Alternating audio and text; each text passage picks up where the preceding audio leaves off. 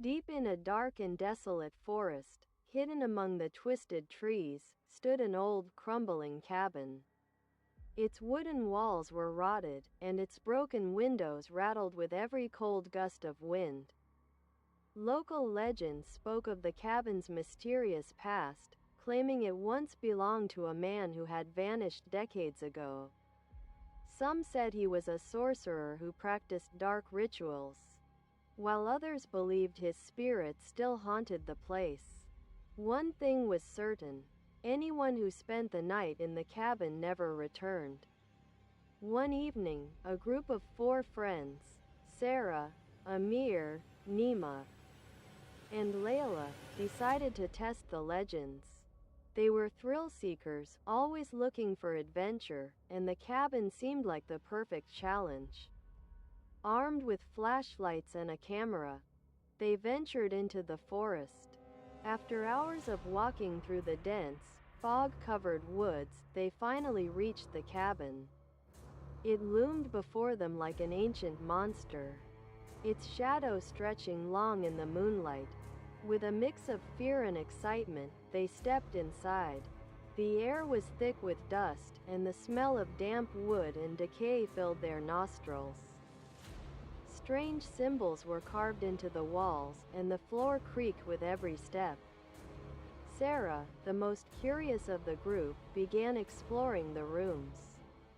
In one, she found old, tattered books filled with cryptic writings and eerie illustrations. Nima, holding the camera, filmed everything, cracking jokes to lighten the mood. Hours passed, and everything seemed calm. They sat together, telling ghost stories and laughing nervously.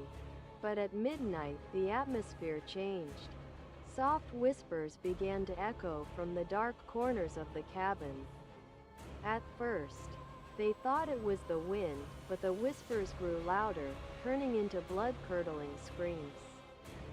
One by one, their flashlights flickered and died, plunging them into complete darkness. Amir shouted, "What was that?" Layla rushed to the door, but it was locked, as if something, or someone, was holding it shut from the outside. Suddenly, tall, shadowy figures appeared on the walls. Moving closer to them, Nima, still holding the camera, yelled, "There's something here."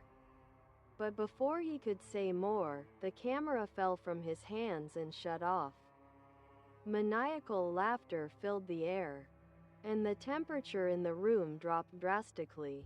Sarah, standing near the old books, noticed the pages flipping on their own, the symbols glowing faintly.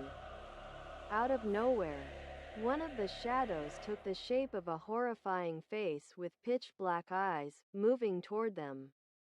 The friends screamed, scrambling to escape. But every door and window they tried to open led to solid walls. It was as if the cabin itself had come alive, trapping them inside. The next morning, the cabin was empty. There was no trace of the 4 friends. Only Nima's camera remained on the floor, its last recording showing a terrifying face with black eyes staring directly into the lens. On the walls, new symbols had appeared, resembling the names of each friend.